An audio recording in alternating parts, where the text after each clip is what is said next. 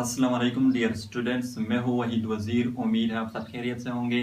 तो इस वीडियो में मैं बात करने वाला हूँ why eating onion is prohibited during night time, यानी कि लोग क्यों ये कहते हैं कि आप शाम के वक्त या रात के वक्त ओनियन को ना खाया करें। तो मैं इसका आंसर भी दूंगा विद रीजन। और पहले तो मैं आप लोगों से ये बात करना चाहूंगा कि ना ओनियन को ये पता चलती है कि रात है या दिन है, ना स्टामिक को ये पता चलती है कि रात है या दिन है। तो मैं आप लोगों से कहता हूं कि आप ओनियन को खाया करें जब आपका दिल चाहे ओनियन को खाया करें। देखो यहाँ पर बात जो है वो ओनियन खाने की नहीं है, यहाँ पर बात जो है वो डाइजेशन की है। डाइजेशन, देखो जो बोटेनिस्ट है यानी कि वो लोग जो ओनियन पर रिसर्च कर चुके हैं वो कह रहे हैं कि आप लोग ओनियन खाने के बाद 2 घंटे तक 2 आवर तक सोए मत। क्योंकि अगर आप लोग ओनियन खाने के बाद डायरेक्टली सो गए तो आपको कुछ प्रॉब्लम का सामना होगा, यानी कि आपके स्टमक में ओनियन की वजह से फिर एसिड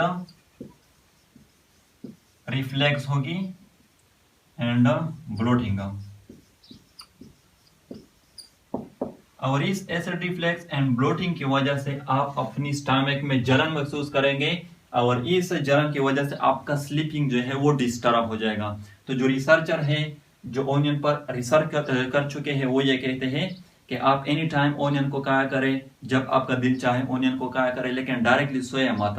ऑलमोस्ट अपनी स्टमक को 2 घंटे एडिक्वेट टाइम जो है डाइजेस्ट करने के लिए वो दिया जाए ओनियन को डाइजेस्ट करने के लिए।